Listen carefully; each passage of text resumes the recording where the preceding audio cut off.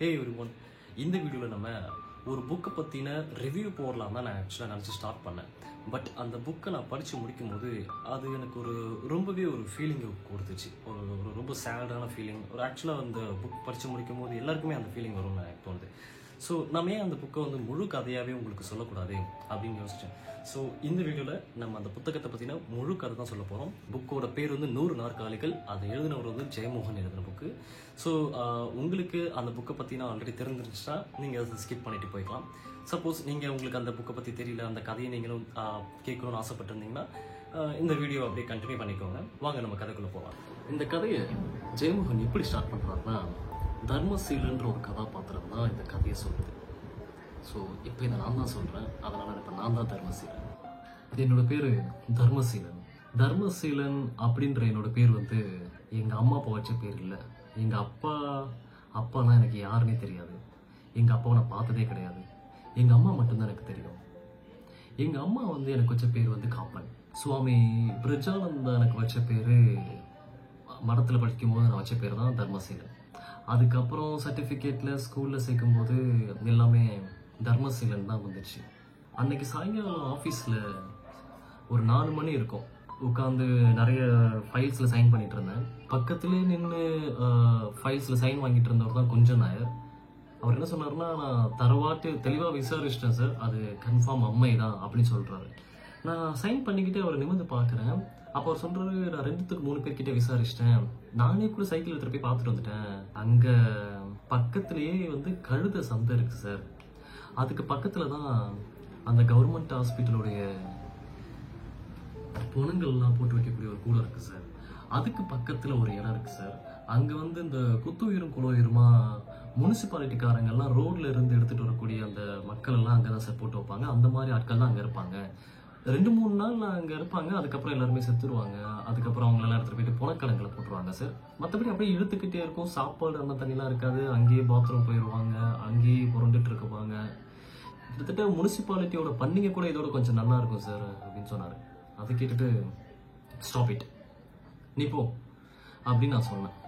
கொஞ்ச நேரத்தில் நான் ரொம்ப பயங்கரமாக பதட்டமாயிட்டேன். என்ன பண்ணுறதுன்னு எனக்கு புரியல.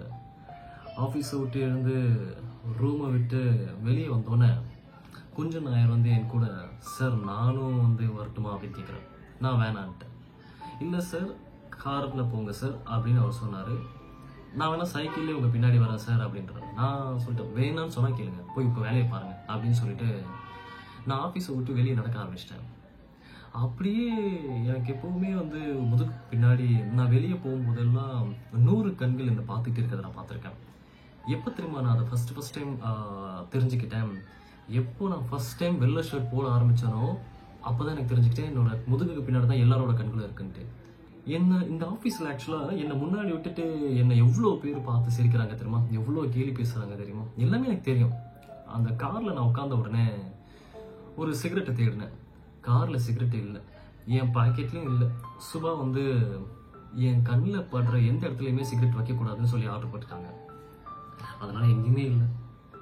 கொஞ்சம் தூரம் போய்கிட்டு கார் நிறுத்திட்டு காரில் உட்காந்துக்கிட்டே ஒரு கடைக்காரர்கிட்ட சொல்லி ஒரு பாக்கெட் சிகரெட் வாங்கி வச்சுக்கிட்டேன். சிகரெட் ரொம்ப தேவையான பொருளாக அந்த டைமில் இருந்துச்சு. 1/2 மணி நேரத்தில் அந்த கவர்மெண்ட் ஆஸ்பத்திரிக்கு நான் போயிட்டேன். என்னோட கார் உள்ளே நுழைஞ்ச உடனே அந்த ஆஸ்பத்திரியை பரபரப்பாக இருந்ததை நான் பார்த்தேன். எல்லாரும் ஓடுறாங்க, எல்லாரும் ஓடியாராங்க. ஒரு டியூட்டி டாக்டர் என்கிட்ட பவ்யமாக நின்று சல்யூட் அடிக்கிறாரு. என் பேர் மாணிக்கம் சார். மாணிக்கம், இங்கே மார்ச்சரிக்கு பக்கத்தில். ஆமாம் சார், முனிசிபாலிட்டிக்காரங்க டெய்லியும் ஒரு 10-15 பேர் தூக்கிட்டு அங்கே போடுவாங்க சார். அந்த மாதிரி எடுத்துகிட்டு போட்டவங்கெல்லாம் அங்கே தான் சார் இருப்பாங்க. உள்ள ரூம் இருக்காது, வெளியே பாய் போட்டு அப்படியே போட்டு வச்சுருப்போம். கொஞ்சம் பேர் அப்படியே தரையில் தான் போட்டுப்போம். 2 நாள் 1 நாளில் போயிடுவாங்க சார், செத்துருவாங்க. அப்புறம் அவங்க கிட்ட சொன்னோன்னா அவங்க எடுத்துகிட்டு போய் அடக்கம் பண்ணிடுவாங்க. சார் நீங்கள் தான் விசாரிக்கிறீங்களா அப்படின்னு அவர் கேட்குறாரு. நான் கேட்குறேன், இல்லை அங்கே பார்க்கலாமா அப்படின்னு கேட்டு நான் உள்ளே போகிறேன். அவரும் என் கூடவே உள்ளே வராரு. எனக்கு என்ன பேசுறதுன்னு தெரியல. அது ஒரு ஹாஸ்பிட்டல். என் கூட ஒரு டாக்டர் வராரு. அவர் நான் ஒரு டிஸ்ட்ரிக்ட் கலெக்டர். எதுவுமே என் மைண்டில் இல்லை. அப்போ ஒரு சிகரெட் பற்ற வைக்கிறேன். கொஞ்சம் தூரம் போன உடனே என்னால் அந்த ஸ்மெல்லை தாங்கிக்கவே முடியல. நாத்தத்திலேயே வளர்ந்தவன் தான். நாத்தத்திலே பிறந்து நாத்தத்திலே வளர்ந்த எனக்கே அந்த நாத்தத்தை சகிக்க முடியலன்னா, ஏன்னா நடுவில் கொஞ்ச நாள் அந்த நாத்தம்லாம் இல்லாமல் நான் வாழ்ந்துட்டு இருந்தேன். அந்த 3 எழுத்து IASன்ற சிவில் சர்வீஸ், ஏசி கொடுக்கக்கூடிய சுதந்திரம், இந்த இது வந்து என்னை நாத்துன்னு சொல்ல வச்சிருச்சு. அப்படியே போய் நான் நின்னா கிட்டத்தட்ட நான் பார்த்ததெல்லாம் மனுஷ உருவத்தில் இருக்கக்கூடிய புழுக்கள், வளர்ந்த புழுக்கள் மாதிரி நெலிஞ்சிக்கிட்டு ஈன சுரத்தோட சீழ் ஒழுக, மூத்திரமும் மலமும் அதுக்குள்ள மனுஷங்களை பார்க்க அப்படி நான் அதிர்ந்துட்டேன். அப்படியே என்னோட கண்ணு வந்து தேடுது. மாணிக்கம் வந்து எதையோ பரபரப்பா ஊனி என் கூடவே அந்த டாக்டர் பதட்டமாகறாரு. ஒரு தூணுக்கு பக்கத்துல கிட்டத்தட்ட உடம்புல ஒரு பொட்டு துணி கூட இல்லாம மல்லாந்து இருக்கக்கூடிய ஒரு கருப்பான 6 அடி உயரத்தில் இருக்கக்கூடிய அந்த உருவத்தை பார்த்தோன்னே நான் கண்டுபிடிச்சிட்டேன். அம்மா அப்படின்னு நான் பக்கத்துல போய் சொல்றேன். பக்கத்துல இருந்த டாக்டர் மாணிக்கம் அதிர்ந்துட்டாரு. சார், எங்க மேல எந்த தப்புமே இல்லை சார். நான் எஸ்சி சார். நான் டாக்டருக்கு படிச்சு 18 வருஷம் ஆச்சு சார். எனக்கு எப்பயுமே இங்கே தான் சார் டியூட்டி கொடுக்குறாங்க. கிட்டத்தட்ட இது ஒரு தோட்டி வேலை மாதிரி தான் சார். எவ்வளவு பாலிடிக்ஸ் உள்ள இருக்கு தெரியுமா சார்? இவங்க தான் உங்க அம்மான்னு எனக்கு தெரியாது சார். ஒன்றும் பிரச்சனை இல்லை மாணிக்கம், நீங்க எனக்கு ஒரு ஹெல்ப் பண்றீங்களா நான் கேட்குறேன். மாணிக்கம் சொல்லுங்க சார் சொல்றாரு. அவங்கள தூக்கிட்டு போயிட்டு கொஞ்சம் குளிப்பாட்டிட்டு ஒரு நல்ல ட்ரெஸ் சேஞ்ச் பண்ணிட்டு நான் ஒரு ப்ரைவேட் ஹாஸ்பிட்டலில் அட்மிட் பண்ணிடலான்னு சொல்கிறேன். அவர் உடனே சார் நான் அதோ பண்ணிடுறேன்.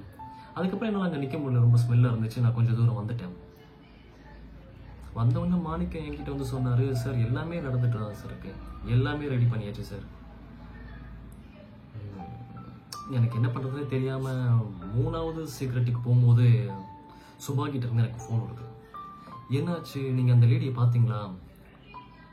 பார்த்துட்டேன், ஒரு ப்ரைவேட் ஹாஸ்பிட்டல் அட்மிட் பண்ணலான்னு முடிவு பண்ணியிருக்கேன். வெரி குட், நல்ல டிசிஷன். உடனடியாக நம்ம டாக்டர் இந்திராவுடைய நர்சிங் ஹோமில் போய் அட்மிட் பண்ணிடுங்க அப்படின்னு சொல்லிட்டாங்க. அப்போ நான் அட்மிட் பண்ணால் அம்மா பொழைச்சிக்குவாங்க, இல்லை அம்மா மறுபடியும் எழுந்து உட்காந்துருவாங்கன்ற எந்த நம்பிக்கையும் என்கிட்ட கிடையாது. அம்மாவோட வயிறெல்லாம் ரொம்ப உப்பிருச்சு, கை கால் ரொம்பவே வீங்கி போயிருந்துச்சு. அவங்க யூரின் போய் 4-5 நாள் ஆயிடுச்சுன்னு அந்த டாக்டர் மாணிக்கம் சொன்னார். அவ்வளோதான், அது கடைசி ஸ்டேஜ். ஆனால் எனக்கு வந்து ஒவ்வொரு தொழிலையும் நான் ஞான குருவாக வணங்கக்கூடிய அந்த பிரம்மானந்த சுவாமிகள் எனக்கு, அவர் தானே ஆக்சுவலாக என்னை படிக்க வச்சாரு. அவரோட ஆசிரமத்தில் தானே நான் வாழ்ந்தேன். அவர் சொன்னது எனக்கு ஞாபகத்தில் இருக்குது. தர்மா, எந்த கட்டத்திலையுமே வந்து உங்கள் அம்மாவை கைவிட்டுறாங்க, அவங்க கூடவே இரு, அவங்கள என்னைக்குமே ஒதுக்கிறாதுன்னு சொன்னாங்க. அந்த வார்த்தை என்னோட காதில் கேட்கறதுனால என்னால் அந்த அம்மாவை கைவிடவே முடியல. அவங்கள ஆம்புலன்ஸில் ஏற்றி விடும்போது நான் பார்த்தேன், அவங்கள ஒரு வெள்ளை புடவை கட்டியிருந்தாங்க. அதை மீறி சிறுநீரா சீழா தெரியல, அது வலிஞ்சி வந்துக்கிட்டே தான் இருக்குது. ஆம்புலன்ஸ் வர சொல்லிட்டு நான் டாக்டர் இந்திராவுடைய நர்சிங் ஹோமுக்கு போனேன். அப்புறம் இவங்க தான் எங்கள் அம்மா அப்படின்னு சொன்ன உடனே அவங்க அவசரமாக ட்ரீட்மெண்ட் எல்லாம் ஆரம்பித்தாங்க. நான் எந்த ஹோப்புமே இல்லை. ஆக்சுவலாக வீட்டுக்கு வரும்போது ராத்திரி ஒரு 10 மணி இருக்கும்.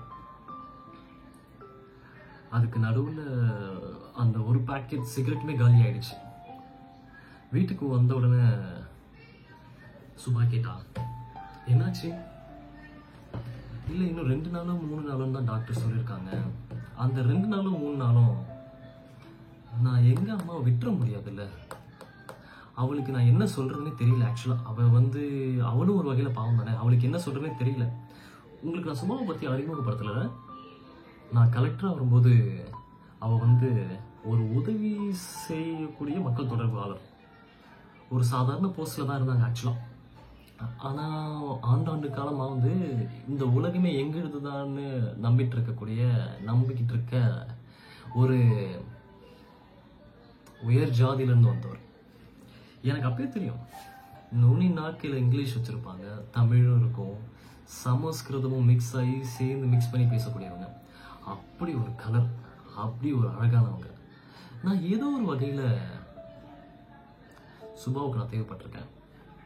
ஆமாம், என்ன வகை அப்படின்னு தெரியாத அளவுக்கு நான் முட்டாள். ஆக்சுவலாக ஒரு சாதாரண மக்கள் தொடர்பு அதிகாரியாக இருக்கக்கூடிய ஒரு இன்னைக்கு ஒரு டிஸ்ட்ரிக்ட்ல ஒரு முக்கியமான ஆஃபீஸரா இருக்காங்க. இந்த எல்லா படிநிலைகளுக்கும் என் பேருக்கு பின்னாடி இருக்கக்கூடிய அந்த 3 எழுத்து தான் காரணம்ன்றது எனக்கு நல்லாவே தெரியும்.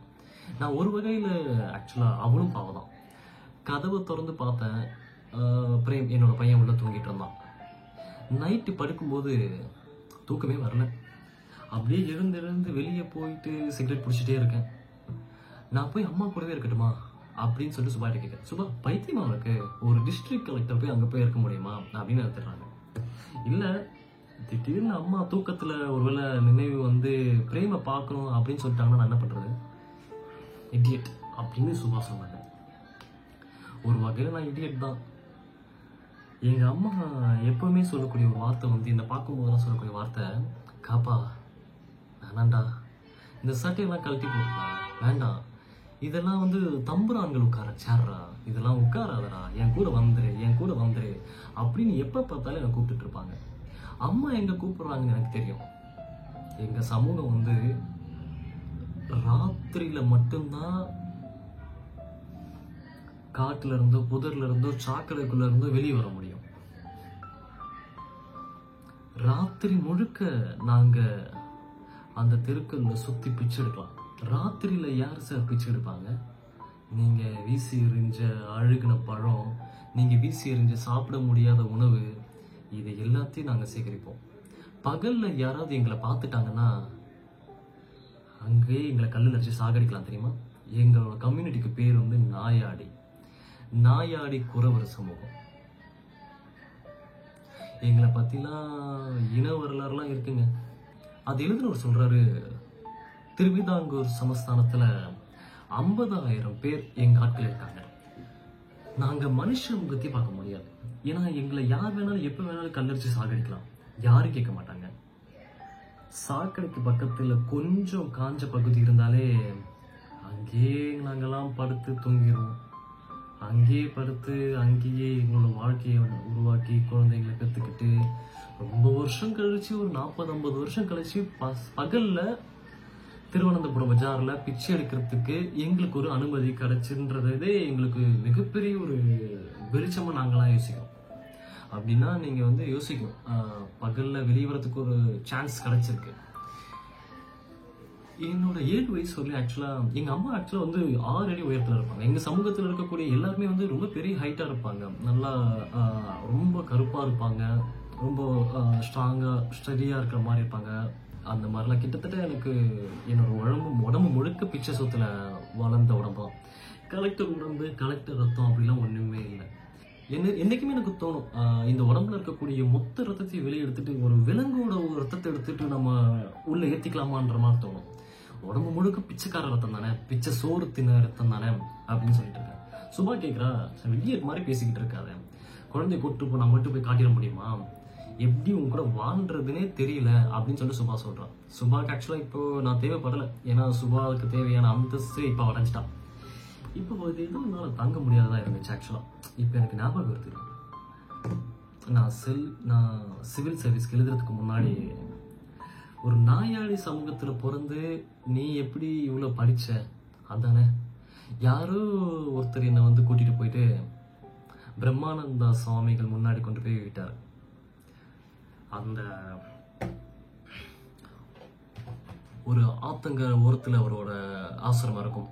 சின்ன பையனா நான் எங்க அம்மாவோட அங்க போய் நிற்கும் போது அவர் அந்த ஆத்தங்கரையில நிறைய பசங்க வந்து என்ன மாதிரி கருப்பா இருக்கக்கூடிய பசங்களை கொண்டு போய் அந்த ஆத்தங்கரையில குளிக்க வச்சுட்டு இருப்பாரு.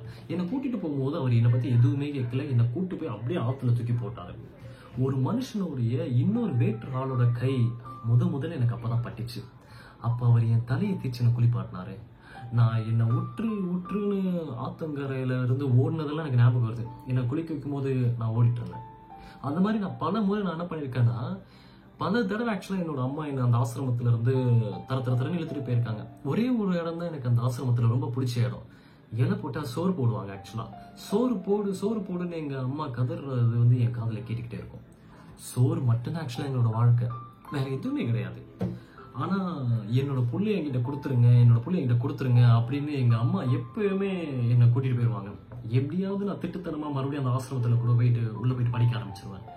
ஒரு கட்டத்துல நான் தானாகவே அந்த ஆசிரமத்துக்கு போயிட்டேன். ஏன்னா பிரம்மானந்தர் வந்து அந்த ஆசிரமத்தில் அவர் தான் ஆக்சுவலாக அந்த பிரம்மானந்தர் தான் அந்த ஆசிரமத்தில் ஓனராக இருந்தாலும் அவரோட சிஷ்யர் போதானந்தா தான் எங்களெல்லாம் நல்லா பார்த்துக்கிட்டாரு. அவர் எங்கள் அம்மாவோட தொந்தரவு ரொம்ப அதிகமாக இருக்குதுன்னு என்னோட பாலக்காட்டில் இருக்கக்கூடிய அந்த இன்னொரு ஆசிரமத்துக்கு என்ன அனுப்பிட்டாரு. அங்கே தான் நான் படித்தேன். ஆக்சுவலாக படிப்புனா அங்கே இருக்கக்கூடிய ஒரு ஆதிவாசிகளுக்கு உண்டான ஒரு சின்ன பள்ளியில் இருக்கக்கூடிய நான் போய் படிக்க ஆரம்பித்தேன். என்னை சேர்த்து விட்டாங்க, அங்கே போய் படிக்க ஆரம்பித்தேன். என்னோட 2 கண்கள் மட்டும்தான் வெளியே தெரியும். அவ்வளோ இருட்டோடு இருட்டாக உட்காந்து நாங்கள் பாடத்தை படித்தோம். உங்களுக்கு தெரியுமா, அந்த ஹாஸ்டலில் வந்து நான் ஒரு நாள் கூட கழிப்பறைக்கு போக்குறதுக்கு எனக்கு அனுமதியே கிடையாது. நான் வயல் ரோட்டுக்காக நான் மட்டும் போய் தனியாக போக வேண்டியது இருக்கும். நடுராத்திரியில் எனக்கு ஒன்றுக்கு வருதுன்னா கூட நான் வெளியே தான் போயிட்டு வரணும். உள்ளே இருக்கக்கூடிய ஆசிரமத்தில் இருக்கக்கூடிய அந்த பாத்ரூம் யூஸ் பண்ணுறதுக்கு வழி இல்லை. அந்த ஆசிரமத்தில் இருக்கக்கூடிய எல்லாருமே பழங்குடியினர் தான். ஆனால் அந்த பழங்குடியினரை விடவும் நான் ரொம்ப கீழே. ஸோ நாயாடி சமூகம்ன்றது அவங்கள விட மிக மிக தாழ்ந்த சமூகம். அந்த ஹாஸ்டலில் இருக்கக்கூடிய எல்லாருமே வந்து பழங்குடியினர்கள் தான். நான் பழங்குடியினர்களை விட பழங்குடி, நாயாடி குறவர்களை விட நாயாடி குறவர்கள். ஒரு கட்டத்தில் வந்து நாங்கள் ரொம்ப கீழன்னு சொல்லி ரொம்ப கீழே இருக்கோம். ஒரு கட்டத்தில் ஆக்சுவலாக நான் போயிட்டு பொருளாதாரம் எம்ஏ படிச்சிட்டேன். அதை படித்து முடிக்கிறதுக்குள்ள எவ்வளோ அவமானங்கள், எத்தனை நிராகரிப்பு, எத்தனை வெளியேற்றங்கள், எத்தனை கார் துப்புகள், எத்தனை கார் புரட்சிகள் எல்லாத்தையும் தொடச்சி இந்த உடம்புல பட்ட எல்லா அவமானங்கள் எல்லாத்தையும் நான் தாங்கினேன். என்னை வந்து பெரியசாமி பார்க்கணும்னு சொன்னாங்க அப்படின்னு சொல்லி ரயில் ஏற்றி திருவனந்தபுரத்துக்கு என்னை கூட்டிகிட்டு போனாங்க. கிட்டத்தட்ட ஒரு வெள்ளைக்காரன் தான் என்னை அவரை தூக்கிட்டு வந்து சேரில் உட்கார வச்சான். 90 வயசு இருக்கும் அவருக்கு. உடம்புலாம் படன்னு அவருக்கு ஆடுது. ஒரு எலும்புக்கூடு மாதிரி அவர் உட்காந்துக்கிட்டு படிச்சுட்டே தருமா அப்படின்னு கேட்குறாரு. எனக்கு என்ன சொல்கிறதுன்னு தெரியல. எத்தனை வருஷம் நீங்கள் ஓடிக்கிட்டே இருப்பீங்க, முதல்ல ஒரு சேர் போட்டு உட்காரணும்டா அப்படின்னு அவர் தான் என்கிட்ட சொன்னார் முதல் தடவை. அவர் சொன்னார், சிவில் சர்வீஸ் படி அப்படின்னு சொன்னார். சரி சுவாமி, சிவில் சர்வீஸ் தான்டா நமக்கான எல்லா அதிகாரத்தையும் கொடுக்கும் அப்படின்னு சொன்னார். ஆனால் என் வாழ்க்கையில் அவர் சொன்னதில் அப்படிலாம் நடக்கலைன்றதை நான் அப்புறம் தான் புரிஞ்சுக்கிட்டேன். அப்போ சொன்னார், ஒருவேளை நீ படிக்க போகிறதுக்கு முன்னாடி ஏதாவது ஆயிடும், என் சாவுக்கு வரேன் அப்படி இப்படின்னு சொல்லிட்டு வந்துடாத. உன்னோட ஒரே கொள்கையும் கோட்பாடும் நீ படிக்கணும், அவ்வளோதான் அப்படின்னு சொன்னார். அப்போ தான் அவர் சொன்னார், உங்கள் அம்மாவை மறந்துடாத அப்படின்னு அவர் சொன்னார். அந்த அம்மா எப்படியாவது தேடி கண்டுபிடிச்சு அவர் சொன்னார். எங்கே இருப்பா? மிஞ்சி போனால் திருவனந்தபுரத்தில் ஏதோ ஒரு தெருவில் பேச்சு எடுத்துட்டு இருப்பான். ஏதோ ஒரு கல்யாண மண்டபத்து வெளியில் வீசி அடிச்சு சோத்தை சாப்பிட்டுட்டு இருப்பான். எங்கேயாவது ஒரு சாக்கடைக்குள்ளே தேடி பார்த்தா சாக்கடை இல்லாத படாத ஒரு இடத்துல படுத்துட்டு இருப்பான். அம்மாவை தேடுறது இன்னும் அவ்வளோ பெரிய விஷயம் இல்லைன்னு எனக்கு தோணுச்சு. கரெக்டாக சிவில் சர்வீஸ் இன்டர்வியூக்காக அன்னைக்கு நான் போயிருந்தேன். அன்னைக்கு போகும்போது கடைசியாக அவரோட அந்த சுவாமி ஜீவசமாதி ஆயிட்டாருன்றதும் நான் தெரிஞ்சுக்கிட்டேன். அவர் ஏன் அன்னைக்கு சொன்னாருன்றது எனக்கு புரியல. அவர் சொன்னது எல்லாத்தையுமே நான் நம்ப ஆரம்பித்தேன். என் வாழ்க்கையில் மறக்க முடியாத அந்த சிவில் சர்வீஸில் நடந்த இன்டர்வியூ தான். பரீட்சையில் பாஸ் பண்ணி நான் இந்த இன்டர்வியூ ஆளுக்குள்ளே நுழையிறேன். 6-7 பேர், எல்லாருமே சீனியர் IAS ஆஃபீஸர்ஸ். ஒருத்தர் வந்து ரொம்ப ரிலாக்ஸாக சேர்லலாம் உட்காந்துக்கிட்டு என்னோட பயோடேட்டா பார்த்துக்கிட்டு இருக்காரு. ஃபைல் எடுத்து என்னோட டேபிளில் போட்டுட்டு சொல்கிறாரு, நாயாடி குறவர் திருவனந்தபுரம் டிஸ்ட்ரிக்ட் அப்படின்னு சொல்லிட்டு அவ்வளோதான். அவர் அப்படி சொன்னோன்னே மற்ற அங்கே உட்காந்துருக்க எல்லாருக்குமே நான் யாரும் தெரிஞ்சு போச்சு. அப்புறம் அவர்கிட்ட என்ன கொஸ்டின் கேட்கணும்னு அவருக்கு தெரிஞ்சு போச்சு. அவர் வந்து என்னை பார்த்து ஒரு கேள்வி கேட்டார். அவரோட பேர் எனக்கு ஞாபகம் இல்லை. அவர் வந்து ஆக்சுவலாக ஒரு பெங்காலி. அவர் என்கிட்ட கேட்குறாரு, மிஸ்டர் தர்மபாலன், நீங்கள் வந்து ஒரு டிஸ்ட்ரிக்டோட கலெக்டராக போகிறீங்க. அந்த டிஸ்ட்ரிக்டில் ஒரு பெரிய ஜாதி கலவரம் நடக்குது. ஒரு பக்கம் உங்கள் ஜாதிக்காரங்க, இன்னொரு பக்கம் வேறு ஜாதிக்காரங்க. இப்போ நீங்கள் யார் பக்கம் நியாயம் சொல்லுவீங்க அப்படின்னு கேட்குறாரு. எல்லாருக்குமே தெரியும் இதுக்கு ஒரே பதில் தான். நான் வந்து நடுநிலைமையாக இருந்து நீதி தவறாமல் நியாயம் சொல்லுவேன்றது. என்னமோ எனக்கு அந்த நேரத்தில் ஒரு திமிரு, வெறி, பல வருஷங்களாக என்னை வந்து டம்ப் பண்ணி வச்சிருக்கக்கூடிய அந்த அடங்காமை, இது எல்லாமே வந்து அப்படியே மேலே வந்து நான் சொன்னேன், ஏன் ஜாதி பக்கம் தான் சார் நான் தீர்ப்பு சொல்லுவேன் அப்படின்னு. அவங்க எல்லாருமே அதிர்ச்சி ஆயிட்டாங்க. ஒரு நாயாடி கூட நீங்க இந்த உலகத்துல வேற எந்த ஜாதியை வச்சு ஒரு தராசுல வச்சு பாத்தீங்கன்னா கூட நாங்க தான் சார் பாவம் அப்படின்னு சொல்றாரு. சரிங்க, எல்லாருமே அதிர்ச்சி ஆயிட்டீங்க. வேற ஒரு கொஸ்டின் கேட்கிறாரு. சரி, ஒரு கொலை நடக்குது, இப்ப நீங்க யார் பக்கம் நிற்பீங்க அப்படின்னு அவர் கேட்கிறாரு. அப்போ நான் என் ஜாதிக்காக தான் சார் சப்போர்ட் பண்ணுவேன் அப்படின்னு நான் சொன்னேன். ஏன்னு கேட்கிறாரு. கொலை நடந்தா கூட நான் ஒரு நாயாடி பக்கம் தான் சார் நிற்பேன், ஏன்னா அவனுக்கு அதுக்கான எல்லா நியாயமும் இருக்கு சார் அப்படின்னு சொல்றாரு. எனக்கு தெரியும் இந்த ஐஏஎஸ் செலெக்ஷன்ல நான் செலக்ட் ஆக மாட்டேன்னு. என்னோட தேர்வு இதோட முடிஞ்சிருச்சு. ரொம்ப டயர்டா எழுந்து பாத்ரூம் போகணும்னு தோணுச்சு. நானும் அங்கே போயிட்டு ஒரு கேம்பஸ்ல பாத்ரூம் இருந்துச்சு, நான் பாத்ரூம் போயிட்டு கேன்டீனுக்கு போனேன். கேன்டீனுக்கு போயிட்டு ஒரு டீ வாங்கிட்டு வந்து குடிக்கும் போது தான் இவர் எங்கே பார்த்த மாதிரி இருக்குது அப்படின்னு சொல்லிட்டு அதே ஆஃபீஸரை பார்த்தேன். சார் அவர் என்கிட்ட கேட்குறாரு, நீங்கள் எங்கே போயிடாதீங்க, அந்த ஆஃபீஸர் அங்கே இன்டர்வியூவில் இருக்கக்கூடிய அந்த ஆஃபீஸர், நீங்கள் எங்கே போயிடாதீங்க, நீங்கள் செலக்ட் ஆகிட்டீங்க, சாயங்காலம் இன்னொரு இன்டர்வியூ இருக்குது அப்படின்னு சொல்லிட்டு போகிறாரு. எனக்கு ஆச்சரியமாயிடுச்சு, நம்ம எப்படி செலக்ட் ஆகணும். அவர் சொன்னார், தர்மா என்ன தவிர உங்களுக்கு வேற யாருமே மார்க் போட மாட்டாங்கன்னு தான் நினைச்சேன், ஆனா ஒரே ஒருத்தரை தவிர்த்து மீதி எல்லாருமே உங்களுக்கு நல்ல மார்க் தான் கொடுத்துருக்காங்க அப்படின்னு சொன்னாரு. இந்த லாஜிக் ஆக்சுவலா எனக்கு புரியல. அப்ப அந்த லாஜிக் அந்த இன்டர்வியூரே உரைச்சு சொன்னாரு, ஒண்ணுமே இல்லை மிஸ்டர் தர்மன், நாங்க ஒவ்வொருத்தருமே எங்க சமூகத்தில் இருக்கக்கூடிய ஒரு முற்போக்காளரை காட்டிக்கிறதுக்காக நாங்க முயற்சி பண்றோம். அந்த முயற்சியில தான் இப்போ நாங்க உங்களுக்கு ஒரு வாய்ப்பு கொடுத்துருக்கோம். அப்புறம் பார்த்தா என்னோட சகமா உட்காந்துட்டு இருந்தார்ல இன்டர்வியூஸ், அவங்களும் உங்களுக்கு மார்க் போட்டிருக்காங்க, அவங்களுக்கும் அதே மைண்ட் மென்டாலிட்டி தான் இருந்திருக்கு. ஒரே ஒரு விஷயம் நடக்காத வரலையும் எனக்கு எந்த ப்ராப்ளமும் இல்லை அப்படின்னு சொல்லிட்டு அந்த இன்டர்வியூர் சொல்றாரு. நான் கேட்குறேன், என்ன பிரச்சனை, என்னன்னு சொல்லுங்க, நான் அது நடக்காத மாதிரி நான் பார்த்துக்கிறேன் அப்படின்னு சொல்லிட்டு நான் கேட்குறேன். அந்த இன்டர்வியூர் சொல்றாரு, என்னோட பொண்ணு நீங்க பொண்ணு கேட்காத வரலையும் எந்த பிரச்சனையும் இல்லை அப்படின்னு அவர் சொல்றாரு. அதனால தான் நான் ஆக்சுவலாக செலக்ட் ஆயிருந்தேன். ஓகே, ஃபர்ஸ்ட் அப்பாயின்மெண்ட் எனக்கு மதுரையில் கிடச்சிருந்துச்சு. ஃபர்ஸ்ட் அப்பாயின்மெண்ட் நான் மதுரையில் தான் போயிட்டு உட்காந்தேன்.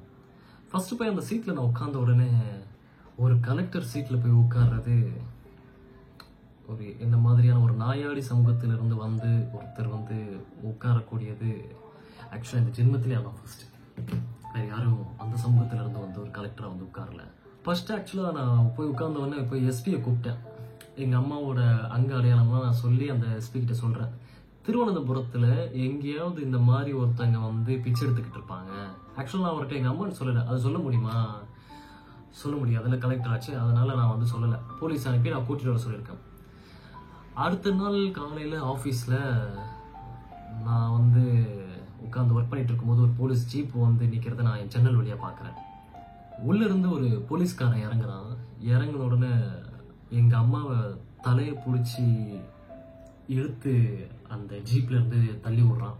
ஷூ காலை வச்சு மிதிச்சு அவங்கள தள்ளி விடுறான்.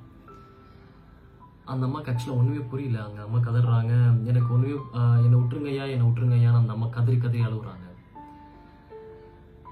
அதுக்கப்புறம் நான் அந்த அம்மாவை உள்ளே கூட்டிட்டு வா அப்படின்னு நான் அந்த போலீஸ்காரன்ட்ட சொல்கிறேன். உள்ளே கூட்டிட்டு வந்தோடனே அந்த ஆஃபீஸ்க்குள்ள நிறைய பேர் இருக்காங்க. ஒரு ஐஏஎஸ் அதிகாரிக்கு ஒரு அதிகார போதை இருக்கும். நமக்கு என்ன அதிகாரம் இருக்கு, நம்மளால எத்தனை பேர் அதிகாரம் செலுத்தலாம் அப்படின்ற மாதிரி ஒரு போதை இருக்கும். அந்த ஆஃபீஸ்க்குள்ள நிறைய பேர் இருக்காங்க. அந்த ஆஃபீஸ்க்குள்ள நிறைய பேர் இருக்கும்போது எங்க அம்மாவை கொண்டு அந்த ஆஃபீஸ்க்குள்ள உள்ள விட்டோன்னே அந்த அம்மாவுக்கு ஒண்ணுமே புரியல. நம்ம ஏன் ஒழுங்கா தானே இருந்தோம், நம்மளை ஏன் அடிக்கிறாங்க, நம்மளே மிதிக்கிறாங்க, நம்ம என்ன திருடணுமா, நம்மளே ஒரு போலீஸ் ஜீப் கூட்டிட்டு இங்க கொண்டு விட்டுருக்கு அப்படின்னு அவங்க கன்ஃபியூஷன்ல உட்காந்துட்டு இருந்தாங்க. நான் அவங்க உள்ள வந்துட்டு நான் என் சீட்ல இருந்து எழுந்து போய் எங்க அம்மாவை போயிட்டு தொட்டேன். எங்க அம்மா பதறி போய் விழுந்துட்டாங்க. ஐயோ, யாருன்னு சொல்றாங்க. அப்ப நான் சொல்றேன், அம்மா நான் காப்பம்மா, நான் காப்பா, உன் புள்ளம்மா. அவங்களுக்கு ஆக்சுவலா புரியவே இல்லை. ஒருவேளை மனநல பாதிக்கப்பட்டவரா இருப்பாரா அப்படின்னு சொல்லிட்டு அவங்க கன்ஃபியூஷன்ல இருக்காங்க. யாருன்னு அவங்க திரும்ப கேட்டுட்டே இருக்காங்க. நான் சொல்றேன்மா, நீ பெத்த புள்ளமா, நான் காப்பேம்மா, நான் காப்பேன் அப்படின்னு நான் சொல்றேன். அந்த ஆஃபீஸ் உள்ள இருக்கக்கூடிய எல்லாருமே எங்க 2 பேரை பாக்குறாங்க. எல்லாரோட முகமும் கொஞ்ச நேரத்துக்கு முன்னாடி ஆக்சுவலா அவங்களுக்கு என் மேல ஒரு மிகப்பெரிய பயம் இருந்துச்சு. அந்த பயம் அப்படியே கொஞ்சம் கொஞ்சமா வடிஞ்சு கீழே போட்டுக்குது. ஏன்னா ஒரு நரிக்குருவ பொம்பளை அம்மான்றானே, அப்போ இவன் யாரு அப்படின்னு சொல்லிட்டு அவங்களுக்கு ஒரு சந்தேகம் வருது. அங்க அப்படியே ஒரு பிச்சைக்கார பொம்பளை, ஒரு யாரோ ஒரு நரிக்குறவர்கிட்ட வாங்கின பாவாடை மட்டும் கட்டிட்டு இருக்காங்க. ஆஹ் ரொம்ப மோசமான ஒரு ட்ரெஸ்ஸில் இருக்கும்போது நான் அவங்கள வந்து அணைச்சி பிடிச்சிக்கிட்டேன் அப்படியே. எனக்கு அப்போ பிரம்மானந்தம் சொன்னது அப்படியே ஞாபகம் வருது. அம்மா மட்டும் விட்டுறதடா, எல்லா கட்டத்திலையும் கூடிய வச்சுக்கோ. ஆனால் நூற்றாண்டு காலமாக ஓடினே இருக்காங்க. ஒரு சேர் போட்டு உட்காருன்னு சொன்னாங்க. அது எனக்கு ஞாபகம் வந்துக்கிட்டே இருக்குது. அப்போது எங்கள் அம்மா வந்து சுயநலவை திரும்பி அவங்க கூப்பிட்றாங்க, காப்பா அப்படின்னு எங்கள் அம்மா என்னை கூப்பிட்றாங்க. அவங்க என்னை பார்த்துட்டு நான் அந்த சேரில் உட்காந்துட்டு இருந்ததை தெரிஞ்சுக்கிட்டு அவங்க ரொம்ப பதறாங்க. டி வாடா, இந்த சேர்ல நமக்கு இல்லடா, வா வா, இதெல்லாம் பெரிய பெரிய ஆளுங்க உட்கார்றது, நீ வா வா, சட்டையை கழட்டுன்னு சொல்லிட்டு என்னை திரும்ப திரும்ப கூப்பிடுறாங்க. அவங்க எங்க கூப்பிடுறாங்கன்னு எனக்கு தெரியும். ஒரு ஹோட்டலா போய் பிச்சை எடுக்க கூப்பிடுறாங்க. அவங்க என்ன சொல்றாங்கன்னா, இவங்கெல்லாம் சேர்ந்து உன்னை கொண்டுடுவாங்கடா, உன்னை சாவடிச்சிருவாங்கடா, நாமெல்லாம் இந்த சேர்ல உட்காரக்கூடாதுடா, வந்துருன்னு சொல்லிட்டு அவங்க என்னை கத்தி கதறாங்க. அம்மாவை ஒரு ரூம்ல கொண்டு போய் வைக்க சொல்லிட்டு மறுபடியும் நான் போய் அந்த சேர்ல போய் உட்காரும்போது என்னோட அங்க இருக்கக்கூடிய பல பேரோட கண்களை நான் பார்க்குறேன். அங்க இருக்கக்கூடிய எல்லாரோட கண்களுக்கும் நான் ஒரு அற்ப புழுவா அவங்க கண்ணுக்கு தெரிகிறேன். அங்க இருக்கக்கூடிய ஆபீசர்ஸ்லாம் என்ன ரொம்ப கேவலமா பார்க்க ஆரம்பிச்சாங்க. இவங்க அம்மாவே இவ்வளவு கேவலமா வச்சிருக்கானே, இவெல்லாம் எப்படி நல்லவனா இருக்க முடியும் அப்படின்ற மாதிரி ஒரு கேவலமா நினைக்கிறாங்க. என் வாழ்க்கை முழுக்க, என் கேரியர் முழுக்க பல இடங்கள்ல எங்க அம்மாவுடைய இந்த மாதிரியான தருணங்கள் எனக்கு நிறைய இருக்குது. ரொம்ப முடியல, ரொம்ப நேரம் நான் பேசிக்கிட்டு இருக்கேன். நானும் போய் ஒரு சிகரெட் பிடிக்கணும் அப்படின்னு சொல்லிட்டு போய் மறுபடியும் ஒரு சிகரெட் பிடிச்சிட்டு என்னோட நினைவுகள் மீட்டெடுக்க முடியுமா நான் பார்க்குறேன். இப்படிதான் இந்த ஒரு வாரமா பாக்கெட்டா சிகரெட்டு, கிட்டத்தட்ட ஆஃபீஸ்க்கே போறதில்லை. நான் யாரையும் பார்க்கவே பிடிக்கல. காரு ஸ்டேரிங்க தன் கையில வைக்கும் போது கையெல்லாம் உதறுது. பிரேக்ல கால் வச்சா கால் எங்கேயும் வழுக்கிட்டு போகுது. எங்கேயாவது மலை, எங்கேயாவது கொஞ்சம் தண்ணி, அல்லாது இல்லைன்னா பாத்ரூம்ல மொத்த ட்ரெஸ்ஸையும் ரிமூவ் பண்ணிட்டு ஷவர்ல எவ்வளோ நேரம் நிற்பேன்னு எனக்கு தெரியாது. எப்படியாச்சும் இந்த உள்ள ஓடக்கூடிய அந்த ரத்தம்லாம் கரைஞ்சி போயிடாதான் நான் நினைக்கிறேன். நடுவில் ஒவ்வொரு நாளும் அம்மா இருக்கக்கூடிய அந்த நர்சிங் ஹோம்க்கு நான் போயிட்டு வருவேன். ஒரு சின்ன டெவலப்மெண்ட் கூட அவங்களுக்கு கிடையாது. அப்போ அந்த டாக்டர் சொன்னாங்க, ஒரு டயாலிசிஸ் பண்ணி பார்க்கலாம் அப்படின்னு சொன்னாங்க. நான் சொன்னேன், எது வேணாலும் செய்யுங்களேன். எல்லா நம்பிக்கையும் போயிடுச்சு. கிட்டத்தட்ட அம்மா ஒரு செத்த போனதான். நான் நடுவில் அம்மா தப்பிச்சு போகிறதும், நான் போய் அவங்கள மீட்டுன்னு வர்றதுக்காக முயற்சிகளை பண்ணுறதும் தொடர்ச்சியாக நடந்துக்கிட்டே தான் இருந்துச்சு. எனக்கு என்னமோ பிரம்மானந்தம் சொன்ன அந்த வார்த்தைகள் மீளவே முடியாமல் அது வெறும் சொல் அப்படின்னு எனக்கு தோணலை. அவர் அந்த வார்த்தையை சொல்லும் போது கிட்ட கூப்பிட்டாரு. என்ன கூப்பிட்டு என் தோல்ல கை வச்சாரு. ஒரு முதிய பறவையோட இறகு மாதிரி அந்த கை என்னோட தோல் மேல பட்டுச்சு. அவரோட வார்த்தையை மீறவே கூடாதுன்னு தான் நான் ஒரு தடவையும் என்னோட அதிகாரத்தை பயன்படுத்தி, அதிகாரம் சொல்லும் போதுதான் எனக்கு சிரிப்பா இருக்கு. நான் கலெக்டர் தான், ஆனா எந்த அதிகாரமும் எனக்கு கிடையாது. என்னுடைய ஆணைகள் எதுவுமே நிறைவேற்றப்பட்டதா எனக்கு ஞாபகமே இல்லை. கோபத்துல சில நேரங்களில் நான் பயங்கரமான மிருகமா மாறி சில பேரை சஸ்பென்ஸ்லாம் பண்ணியிருக்கேன். 2வது நாளே அவங்க எனக்கு மேல இருக்கவங்களை போய் பார்த்து நான் சஸ்பெண்ட் பண்ணதெல்லாம் கேன்சல் பண்ணிட்டு திரும்பவும் என்னோட ஆஃபீஸ்க்குள்ள வந்துடுவாங்க. வந்துட்டு அவங்க என்னை பார்ப்பாங்க, நீ தான் பெரிய டேஷ் அப்படின்ற மாதிரி என்னை பார்ப்பாங்க. இதெல்லாம் ஆக்சுவலாக நான் சகிச்சுக்கிட்டு என்னோட வாழ்க்கையில போய்கிட்டே தான் இருந்தேன். அதே மாதிரிதான் ஒரு தடவை நான் மறுபடியும் எஸ்பி கிட்ட சொல்லி எங்க அம்மாவை தேடி கண்டுபிடிச்சு கொண்டுட்டு வர சொன்னேன். ஒரு நடு ராத்திரியில போலீஸ் ஜீப்ல இருந்து கிட்டத்தட்ட எங்க அம்மாவையும் இன்னும் 2 பேரையும் உருட்டி விட்டாங்க. அப்பயும் அவங்கதான் என்னோட அம்மான்னு அவங்களுக்கு அந்த போலீஸ்காரங்களுக்கு தெரியாது. அவங்கள பொறுத்தவரை அவங்க அக்யூஸ்ட், யாரோ ஒரு நாயாடி அக்யூஸ்ட 3 பேர் பிடிச்சிட்டு வர சொல்லியிருக்காரு கலெக்டர் அப்படிதான் அவங்களுக்கு தெரியும். எங்க அம்மா கூட 2 கிழவங்க வந்திருந்தாங்க. 3 பேரையும் எங்க பங்களாவுக்கு முன்னாடி இருக்கக்கூடிய அந்த பூங்காவில் தள்ளி விட்டுட்டு போலீஸ் ஜீப்பு நான் சொல்லிட்டேன், போயிருப்பா அப்படின்ட்டு. நான் கிட்ட போயிட்டு, அம்மா நான் காப்பம்மான்னு மறுபடியும் நான் ஆரம்பிச்சேன். அந்த 2 பேரும் ரொம்ப நல்லாவே நினைவில் இருந்தாங்க. காப்பா, இந்த சட்டையெல்லாம் உனக்கு வேணாம், எங்க கூடவே வந்துரு, கழட்டி போட்டு வந்துரு அப்படின்றாங்க. ஒரு கட்டத்துல தனியா நிற்கும் போது இந்த சட்டையெல்லாம் கழட்டி போட்டு அவங்க கூடவே போயிடலாமான்லாம் தோணிருக்கு. அது என்னுடைய இண்டிவிஜுவல் விஷயமா இருந்துச்சு. ஆக்சுவலா ஒரு பக்கம் சுபா, அவ பக்கத்துக்கான நியாயங்கள் இருந்துட்டே தான் இருந்துச்சு. எல்லாத்தையும் மீறி பங்களாவில் இருக்கும்போது எங்க வீட்டில் வேலை செய்யறவங்க கிட்ட சொல்லி அவங்க 3 பேர்கிட்டயும் சோறு போடும்போது ஒரு ஆவேசமான மிருகங்கள் மாதிரி அவங்க மாறுறத நான் பார்க்குறேன். போடு போடு போடு போடுன்றாங்க. அவங்க சாப்பாட்டை கேட்குறாங்க, அதை நான் பார்க்குறேன். அவ்வளோதான். அவ்வளோ நேரம் தான் அவங்க வந்து எங்கள் வீட்டில் இருக்க தோணுச்சு. அவங்க வந்து ஒரு 4 செவத்துக்குள்ள அவங்களால படுக்க முடியல. அப்புறம் அவங்க கார் ஷெட்டில் படுக்க வச்சு பார்த்தோம், வறண்டாவில் படுக்க வச்சு பார்த்தோம், எதுவுமே முடியல. ராத்திரி முழுக்க அவங்க 3 பேருமே எழுந்துச்சு பிச்சை எடுக்க போயிடுறாங்க.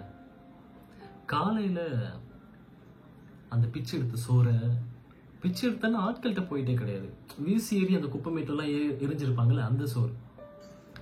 அப்படி ஒரு நாள் என்னோட பையன் பிரேம்க்கு என்னோட அம்மா வந்து ஒரு அழுகின பழத்தை ஊட்டி விடுறத நானே பார்த்தேன். நான் ரொம்ப துடிச்சு போயிட்டேன்.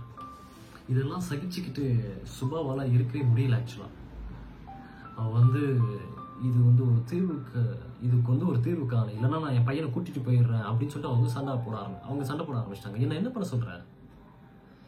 எங்கேயாவது ஒரு ஹோம்ல சேர்த்து விடு. எத்தனை ஹோம்லையும் சேர்த்து பார்த்துட்டேன், எங்கேயுமே அவளை யாரையுமே வச்சுக்க முடியல.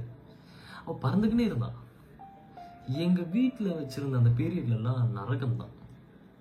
எல்லாத்தையுமே பொறுத்துக்கிட்டு என்னால் ஒரு விஷயம் மட்டும் பொறுத்துக்கவே முடியல. ஒரு நாள் திடீர்னு என் பையன் பிரேம் காணாமல் போயிட்டான். அப்போ எஸ்பி கிட்ட சொல்லி ஒரு 4 மணி நேரம் தேடி எங்கள் அம்மா கூட ஒரு கல்யாண மண்டபத்தில் வீசி அடிக்கப்பட்ட பழைய சாப்பாட்டுக்களை பொறுக்கி என்னோட அம்மாவும் என்னோட பையனும் சாப்பிட்டுட்டு இருந்தான். எங்கள் அம்மா ஆக்சுவலாக அந்த பையனுக்கு பழைய சொத்தெல்லாம் எடுத்து ஊட்டிகிட்டு இருந்தாங்க. சுபாவை என்னால் ஆக்சுவலாக கட்டுப்படுத்தவே முடியல. ரொம்ப ஆவேசம், அந்த விலங்கு மாதிரி மாறிட்டான். ஒரு தடவையும் சுபாவை பார்க்கும்போது எங்கள் அம்மாவுக்கு ஒரு வெறுப்பு கூடிக்கிட்டே இருந்துச்சு. ஏன்னா எங்கள் அம்மா வந்து என்ன சொல்கிறாங்கன்னா, என்னோட புள்ள சோத்து கணக்காக தானே நீ வாழ்கிற அப்படின்னு சொல்லி அவங்க திட்டுவாங்க. இதெல்லாம் ஆக்சுவலாக நான் ரொம்ப நாகரிகமாக சொல்கிறேன்.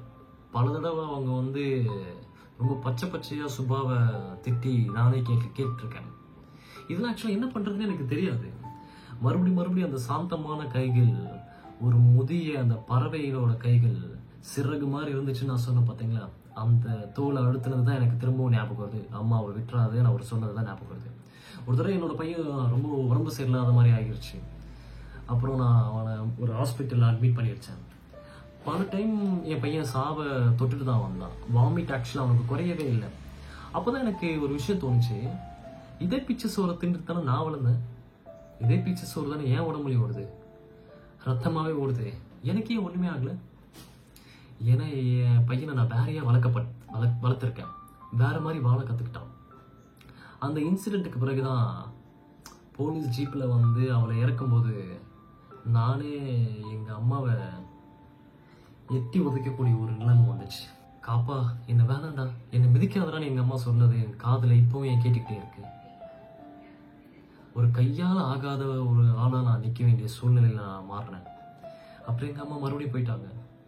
ஒரு நாளும் இந்த ரண வேதனையில் நான் வாழ்ந்துட்டு தான் இருக்கேன். ஒரு நாளும் எனக்கு இது யாரோ ஒருத்தர் இதை ஞாபகப்படுத்திக்கிட்டே இருக்காங்க, நீ நான் எடுக்கிறோம் தானே, நீ இந்த சேருக்கு தகுதியானவன் தானே அப்படின்னு சொல்லி நான் ஞாபகப்படுத்திட்டு இருக்காங்க. கரெக்டாக எனக்கு ஞாபகம் வருது, இந்த இன்டர்வியூவர், அந்த பெங்காலி இன்டர்வியூவர், அந்த இன்டர்வியூவர் சொன்னது எனக்கு ஒரு விஷயம் மட்டும் ஞாபகம் வந்துக்கிட்டே இருக்கு. என்ன சொன்னார்னா, தர்மா, நீ ஏன் இந்த துறையை தேர்ந்தெடுத்த? இந்த துறையை தேர்ந்தெடுக்காம ஒரு டாக்டராகவோ இல்லைனா ஒரு ப்ரொஃபஸராகவோ போயிருக்கலாமே அப்படின்னு அவர் சொன்னது எனக்கு ஞாபகம் வருது. இந்த நிர்வாகத்துறை வந்து முழுக்க அதிகாரத்தாலும் அரசியலாலும் ஜாதியாலும் கட்டமைக்கப்பட்டிருக்கு. இது எந்த சமயத்திலும் உங்களை இழிவுபடுத்திக்கிட்டே தான் இருக்கும். நீங்கள் அங்கே போயிட்டு இருந்தீங்கன்னா இந்த மாதிரியான அவமானங்கள் கொஞ்சம் குறைஞ்சிருக்கக்கூடிய வாய்ப்பு இருந்திருக்குமே அப்படின்னு சொல்லி எனக்கு ஞாபகத்திலே இருந்துச்சு. ஆனால் அங்கே போன டாக்டர் மாணிக்கம் மார்ச்சுரியில் வேலை செஞ்சுட்டு இருந்ததை தான் நம்ம பார்த்தோம். அப்போ தான் எனக்கு ஞாபகம் வந்துச்சு, அங்கே போன அந்த கீழ் ஜாதியில் இருக்கக்கூடிய மாணிக்கமும் மார்ச்சுரியில் தானே வேலை செஞ்சுட்டு இருக்காரு அப்படின்றது எனக்கு ஞாபகம் வந்துச்சு. அப்போ தான் அம்மா சொன்னது எனக்கு ஞாபகம் வந்துச்சு, அம்மா சொன்ன நியாயம் தான் இல்ல, இந்த சட்டையெல்லாம் கழட்டி போட்டு இந்த பங்களாலாம் வேண்டாம் அப்படின்னு சொல்லிட்டு அம்மா கூட ஒரு நாய் அடைய மறுபடியும் திருவனந்தபுரம் தெருக்குள்ளேயே போயிட்டு ஒரு வளர்ந்த மனுஷனா நின்றுட்டு ராத்திரி முழுக்க போய் பிச்சு எடுத்து வீசி எறியக்கூடிய அந்த சாப்பாட்டுக்களை சாப்பிட்டுட்டு நம்ம வாழ்ந்துருக்கலாமே, இப்படி வாழ்ந்துட்டு போய் செத்துடலாமே, எதுக்கு இந்த மாதிரியான ஒரு வாழ்க்கைன்னு எனக்கு தோண ஆரம்பிச்சது. இப்படி ஒரு அவமானங்களோட ஒரு மனுஷன் வாழணுமான்ற மாதிரியான ஒரு சூழ்நிலையில தான் இருந்தேன். அம்மா அப்பாவுக்கு தான் போய்கிட்டு இருக்கேன். இப்போ அதே அந்த நர்சிங் ஹோம் அங்கே தான் போயிட்டு இருக்கேன். அந்த டாக்டர் அங்கே தான் இருக்காங்க. என்னோட மனைவி சுபா டாக்டர் கூட நிற்கிறாங்க. அப்போ என் மனைவி சுபா கேட்குறா, ஏதோ காலையில் மினிஸ்டர் ப்ரோக்ராம் இருக்கு, வர முடியாதுன்னு சொன்னேன் அப்படின்னு அவங்க சொன்னாங்க. இல்லை, அந்த மினிஸ்டர் ப்ரோக்ராம் கேன்சல் ஆயிடுச்சு அப்படின்னு நான் சொல்கிறேன். அப்போ சுபா சொன்னா, அந்த புவர் லேடியை காப்பாற்ற முடியாதுன்னு டாக்டர் சொல்லிட்டாங்க அப்படின்னு சொல்கிறான். அவங்களை காப்பாற்ற முடியாதுன்றது எனக்கு தெரியும். ஆனால் அந்த நேரத்தில் கூட என்னால் அவங்கள தனியாக அப்படி விட்டுற முடியாதுல்ல, அதனால தான் நான் வந்து நிற்கிறேன். ஆக்சுவலாக சுபாவோட அந்த பகட்டான வாழ்க்கைக்கு நான் எந்த வகையிலும் அவளை நான் குறை சொல்லவே முடியாது. ஏன்னா அவளோட மனநிலைமையில நான் இருந்து இந்த விஷயத்த பார்க்கும்போது ஒரு அதிகாரத்தின் உச்சத்தை தொட்டுட்டா போதும் அப்படின்னு நினச்சிதான் அவன் என் கூட வந்தான். ஆனால் நான் அவளை காதலிக்கிற அந்த ஒரு பீரியட் தான் எனக்கு ஞாபகம் வந்துச்சு. ஒரு நாள் ஒரு அறையில் என் சட்டையை கழட்டிட்டு நான் நிற்கும்போது அவள் கேட்டா, ஓ மை காட். ஆக்சுவலாக என்னை பார்த்ததுக்கு அப்புறம் ஷாக் ஆகி என் முதுக்க பார்த்து கேட்டா, இன்னும் உடம்புல இவ்வளோ காயம் இருக்குது அப்படின்னு கேட்குறான். அப்போ நான் சொன்னேன், என் அம்மாவோட உடம்ப பார்த்தா நீ செத்தே போயிடுவேன் அப்படின்னு நான் சொன்னேன். ஆக்சுவலாக நாங்கள் எப்போ வெளியே வந்தாலும் யார் வேணாலும் எங்களை வந்து கல் எடுத்து அடிக்கலாம், தடி எடுத்து சாத்தலாம். எல்லா காயங்களும் என் உடம்புல இருக்கு. எங்க அம்மா உடம்புல இதை ஒரு 100 மடங்கான காயங்கள் அவங்க உடம்புல இருக்கு. அதெல்லாம் பார்த்தா நீ ரொம்ப அதிர்ச்சி ஆயிடுவேன். ஆக்சுவலா என்னோட பார்த்தே ரொம்ப அதிர்ச்சி ஆயிட்டான். ஒரு சில தடவை அவளுக்கே தோணிருக்கலாம், என்னோட இந்த அதிகாரத்தை ஆசைப்பட்டு இவன் பின்னாடி வராமல் இருந்திருக்கலாமே அவங்களுக்கு தோணிருக்கலாம். நான் அந்த நர்சிங் ஹோம்ல இருக்கும்போது நான் சுபா கிட்ட சொன்னேன், நீ கிளம்பு நான் பார்த்துக்கிறேன் அப்படின்னு சொல்லி சுபா சொன்னா, ரொம்ப நேரம் இங்கே நிற்காதீங்க, டிஸ்ட்ரிக்ட் முழுக்க இதை பற்றி தான் பேசிக்கிறாங்க, நீங்களும் சீக்கிரமா கிளம்புங்கன்னாங்க. அப்போ நான் சொன்னேன், இருக்கட்டுமே, யார் பேசினா என்ன, எங்கள் அம்மா வச்சு. பிரம்மானந்தம் சொன்ன அந்த வார்த்தைகள் எனக்கு இப்போ ஞாபகத்தில் இருக்கு, எந்த நிலைமையிலையும் அவங்களை விட்டுறாதுன்னு சொன்னார். ஸோ முடிஞ்ச அளவுக்கு நான் கடைசி நிமிடங்கள் வரலையும் நான் அவங்க கூடவே இருக்கணும்னு நான் ஆசைப்படுறேன். ஒரு சில சொற்கள் ரொம்ப பயங்கரமாக மனசை பாதிக்கும். அந்த மாதிரி தான் அந்த ஆசிரமத்தில் அவர் சொன்ன வார்த்தை எனக்கு வந்து மைண்ட்லேயே இருந்துச்சு. எனக்கு ஆக்சுவலாக தெரிஞ்சிச்சு, இன்னைக்கு தான் எங்கள் அம்மாவோட கடைசி நாள் அப்படின்னு சொல்லிட்டு எனக்கு தெரிஞ்சிச்சு. திடீர்னு அந்த ரூம்ல வந்து காப்பான் அப்படின்னு வந்து அந்த குரல் சத்தம் எனக்கு கேட்குது. அப்போ நான் அலறி அடிச்சுட்டு போய் உள்ள போய் நின்று எங்கள் அம்மா வந்து எழுந்து உட்காடுறாங்க. எழுந்து உட்கார்ந்த உடனே டக்குன்னு படுத்துட்டு கை கால்லாம் உதறது. அவங்களுக்கு பார்த்தா ஃபிக்ஸ் வந்துருச்சு. முதல் தடவையே அவங்களுக்கு ஆக்சுவலாக ஃபிக்ஸ் வந்தது. நான் காப்போமான்னு சொல்லி அவங்க காலெல்லாம் பிடிச்சி கையெல்லாம் பிடிச்சி விடுறேன். அவங்களுக்கு வந்து பதட்டத்தில் அப்படியே வந்து ஃபிக்ஸ் வந்துக்கிட்டே இருக்கு. ஒரு 6 அடி உயரத்தில் இருக்கக்கூடிய தோலெல்லாம் சுருங்கி ரொம்பவே கருப்பாக இருக்கக்கூடிய ஒரு உருவத்தை அந்த நர்ஸ் வந்து ஒரு டெட் பாடியை ட்ரீட் பண்ணுற மாதிரி தான் ட்ரீட் பண்ணாங்க. கொஞ்ச நேரத்துக்குள்ள அவங்களோட கண்களை நான் பார்த்துக்கிட்டே இருந்தேன். அந்த கண்ணு நின்றுச்சு. ஒரே ஒரு வார்த்தை மட்டும்தான் எனக்கு இப்போ ஞாபகம் வருது, இந்த நாயாடி கிழவியை புதைக்க போகிறோம். இந்த நாயாடி கிழவியை புதைச்சி முடிச்சுட்டு மறுபடியும் நான் அந்த சேரில் வந்து உட்காரணும்னா ஒரு சேர் பத்தாது. இந்த மாதிரி எனக்கு 100 நாற்காலிகள் எனக்கு வேணும். அந்த ஒரே ஒரு வார்த்தை தான் என்னோட திரும்ப என் காத்துல ஒழிச்சுக்கிட்டே இருக்கு. அவங்களோட உடம்பு வந்து அதிர்ச்சி ஆகி வைப்ரேட் ஆகி அப்படியே ஸ்டாப் ஆகிருந்துருது. நர்ஸ் வந்து நாடி பிடிச்சி பார்த்தாங்க. பார்த்தோன்னு சொல்லிட்டாங்க, இறந்துட்டாங்க. இந்த சமயத்துல என்னோட ஞானகுரு பிரஞானந்தா சொன்னது தான் ஞாபகம் வந்துச்சு. அவர் எப்பவுமே இதை தான் சொல்லுவாரு, தர்மா நீ உட்காரணும், இந்த பிச்சைக்கார கிழவியை புதைத்து இவளுடைய இதயம் அத்தனைய தாபங்களுடையும் மக்கி மண்ணாக வேண்டும் என்றால் எனக்கு இன்னும் ஒரு 100 நாற்காலிகள் வேண்டும். இந்த ஒட்டுமொத்தமான கலெக்டர் வாழ்க்கையில ஒண்ணு தெரிஞ்சுக்கிட்டேன். என்னன்னா, ஒரு குமஸ்தாவை கூட என்னால் ஆக முடியாது. இந்த அதிகாரத்துடைய சகல அடுக்குகளும் எனக்கு எதிராக தான் இருந்துச்சு. எல்லாருமே ஏதோ ஒரு வகையில் என்னை பார்த்து பின்னாடி சிரிச்சுக்கிட்டே தான் இருந்தாங்க. ஆனாலும் கொஞ்சம் கொஞ்சமா நான் மிருகமா மாறிட்டு இருந்ததை நான் உணர்ந்தேன். யார்கிட்டையும் பேசுறது இல்லை, யார்கிட்டையும் சிரிக்கிறது இல்லை, யார்கிட்டையும் கனிவா நடந்துக்கிறதும் இல்லை. வேற மாதிரியான ஒரு மூர்க்கத்தனம் எனக்கு வந்துட்டு இருந்துச்சு. எங்க அம்மாவை ஒரு தாய் பன்னி அப்படின்னு வச்சுக்கிட்டீங்கன்னா, நான் ஒரு குட்டி பன்னியோட மிருகத்தனமாக தான் இருந்தேன். ஒரு நாள் ஆஃபீஸில் உட்காந்து இதுக்கு எதிராக ஏதாவது செஞ்சாகணும் அப்படின்ற வெறியில அந்த ஆஸ்பத்திரி, அந்த கழுத்து சந்தைக்கு பக்கத்தில் இருந்த மார்ச்சுரி, குத்துயிரும் குளோயுருமா இருந்த எங்க அம்மா மாதிரி போடப்பட்டிருந்த பல மனிதர்கள், அவங்க ஒரு மனுஷங்களாவே இல்லை. இந்த அரசாங்கத்துடைய பல பண்ணைகள்ல அவங்களுக்கு எதுவுமே செய்ய முடியாதா? நல்ல கட்டடங்கள், நல்ல வசதிகள் எதுவுமே அவங்களுக்கு இருக்காதானே?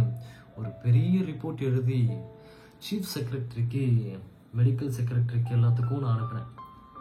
ஏதோ என்னோட அதிகாரம் கொஞ்சமாச்சு வேலை செய்யும் நான் நம்பினேன். வேலை செஞ்சிச்சு. அன்னைக்கு ஆஃபீஸ்க்கு போகும்போது ஏராளமான போஸ்டர்கள் ஒட்டப்பட்டிருந்ததை நான் பார்த்தேன். எனக்கு எதிரான போஸ்டர்கள். ஏன்னா இந்த இடைப்பட்ட நாட்கள்ல நான் நிறைய பேருக்கு மெமோ கொடுத்துருந்தேன், கொஞ்சம் பேர் சஸ்பெண்ட் பண்ணேன். அதுக்கான ரியாக்ஷன் இது. எங்க அம்மா வந்து ஒரு பிளாஸ்டிக் கோப்பியோட திருவனந்தபுரம் வீதியில பிச்சை எடுத்திருந்த படத்தை போட்டு, அம்மாவை பிச்சை எடுக்க வைத்த அதிகாரம் உனக்கு கேடா, மாவட்ட நிர்வாகம் உனக்கு கீழா அப்படின்லாம் கேட்டு போஸ்டர் ஒட்டிருந்தாங்க. கிட்டத்தட்ட அதுல இருந்து தப்பிக்கிறதுக்கு நான் ஓடி போய் தான் அந்த சீட்ல உட்கார வேண்டிய நிலைமை இருந்துச்சு. நான் அந்த சேர்ல போய் உட்காரும் போது அந்த டாக்டர் மாணிக்கம் நான் பார்த்தேன். மார்ச்சரியில் இருந்தாரே அந்த டாக்டர். அவர் என்கிட்ட சொல்றாரு, சார் நீங்க என்ன நம்பலையா சார் அப்படின்னு கேட்டாரு. எனக்கு புரியல. நான் கடவுளுக்கு மேல ஆணையா நான் நியாயமா தான் சார் வேலை செய்யறேன். காலையில 8 மணிக்கு வேலைக்கு வந்தா நைட்டு 9 மணி ஆகுது சார் டியூட்டி முடிகிறதுக்கு. எல்லா வேலையும் முடிக்கிறேன் சார். எதுவுமே இல்லை சார் ஹாஸ்பிட்டல்ல. பக்கத்திலேயே அனிமல் ஹாஸ்பிட்டல் இருக்கு. அங்க போயிட்டு ஆன்டிபயோட்டிக் மருந்து வாங்கிட்டு வந்து மிச்சம் மீந்ததெல்லாம் இதுங்க மாதிரி ஆளுங்களுக்கு போட்டு விடுறேன் சார். கிட்டத்தட்ட 7 வருஷமா ப்ரொமோஷன் லிஸ்ட்ல இருக்கு சார் என் பேரு. ஆனா எக்ஸ்பிளனேஷன், சார்ஜ் மெமோன்னு என்னை போட்டு அலக்களிக்கிறாங்க சார். நான் இங்கிருந்து ரிலீவ் ஆகிடக்கூடாதுன்னு மட்டும் ஒரு பெரிய கூட்டமே வேலை செய்யறாங்க சார். இப்பதான் சார் நான் வெளியே போயிடலான்னு சொல்லிட்டு ஒரு தீர்மானிச்சுட்டு இருக்கும் போது இப்ப திரும்பவும் உங்க ரிப்போர்ட்டை காரணமா என்னை காட்டி என்ன சஸ்பெண்ட் பண்ணிட்டாங்க சார் அப்படின்னு மாணிக்கம் சொல்றாரு. நான் ரொம்ப மனசு உறைஞ்சிட்டேன். இல்லை டாக்டர் மாணிக்கம் அப்படின்னு நான் என்னோட கையை எடுத்து சொல்ல ஆரம்பிக்கும் போதே மாணிக்கம் அந்த படியில இறங்கி போயிட்டாரு. நான் என்ன சொல்ல வரனே மாணிக்கம் கேட்க விரும்பல. ஐயோ, நான் உங்களுக்கு எதிராக ஒரு வார்த்தையை நான் எழுதல மாணிக்கம், நான் சிஸ்டத்துக்கு எதிராக தான் மாணிக்கம் எழுத வந்தேன். நான் சொல்ல வந்தேன், ஒரு பெரிய மரங்கள் வெடிக்கிற போது இந்த மாதிரியான சிறு சிறிய செடிகள்லாம் நசிஞ்சு போறத யாருமே தடுக்க முடியாதுன்றதை நான் தெரிஞ்சுக்கிட்டேன். இந்த கதையை ஜெயமோகன் இதோட எழுதி முடிச்சிடுறாரு. இந்த கதையில இருந்து ஆக்சுவலா நாம என்ன எடுத்துக்கிறோம்னா, இந்த கதையில இருந்துதான் நான் நாயாடி குறவர்கள்னு ஒரு தனி சமூகம் இருக்கிறதுன்ற விஷயத்தையும் நான் தெரிஞ்சுக்கிட்டேன். இப்ப இருக்கக்கூடிய காலகட்டத்துல நிறைய பேர் ஒரு வார்த்தை சொல்லுவாங்க, இடஒதுக்கீடு. எதுக்காக இன்னமும் இடஒதுக்கீடு கொடுக்குறீங்க? அவங்களுக்கு தான் நல்லா பெரிய பெரிய ஆளுங்கள் ஆயிட்டாங்களே, இன்னமும் எதுக்காக இடஒதுக்கீடு கொடுக்குறீங்கன்னு சொல்றாங்க. பெரிய பெரிய ஆளுங்களாம் ஆயிடுறாங்க. ஆனா அவங்களால இன்னும் அவங்களோட ஆணையை நிறைவேற்ற முடியல. அவங்கள யாருமே மதிக்கிறது கிடையாது. ஒரு சின்ன சமூகத்துல இருந்து வந்தவன்றதுக்காக அவங்க அடிச்சு மிதிச்சு, நீ கலெக்டர் ஆனாலும் சரி, டாக்டர் ஆனாலும் சரி, இப்போ வரலையும் அவங்களெல்லாம் கீழே காலனை போட்டு மிதிச்சுக்கிட்டு தான் இருக்காங்க. ஆக்சுவலா நம்ம உலகம் ரொம்ப ரொம்ப பெருசு. நம்ம தான் அந்த உலகத்தை பல நாடுகளாக பிரிச்சோம், பல நாட்டை பல மாநிலங்களாக பிரிச்சோம், பல மாநிலங்களுக்குள்ள பல மொழி வாரியா பிரிஞ்சிருக்கோம், அந்த மொழிகளுக்குள்ள பல மதங்களா பிரிஞ்சிருக்கோம், அந்த மதத்துக்குள்ள பல ஜாதிகளாக பிரிஞ்சிருக்கோம். இப்படின்னு பிரிஞ்சு பிரிஞ்சு இவ்வளோ பெரிய உலகத்தை நம்ம வாழ மறந்து இத்தனோண்டு ஒரு உலகத்துக்குள்ள நம்ம ஒரு ஜாதிக்குள்ள அடைஞ்சி ஒரு மனித புழுக்களாக வாழ்ந்துகிட்டு இருக்கோம். எப்போ நம்ம இந்த குறுகிய மனநிலைமையில இருந்து வெளியே வந்து மொத்தமா பார்க்க ஆரம்பிக்கிறோமோ அப்போதான் இந்த முழு உலகமும் நம்மளால பார்க்க முடியும். இந்த கதையை நான் இதோட முடிச்சுக்கிறேன். இதே மாதிரி இன்னொரு புத்தகத்தை பத்தி நம்ம இன்னொரு வீடியோல சந்திக்கலாம். Thank you for watching this video.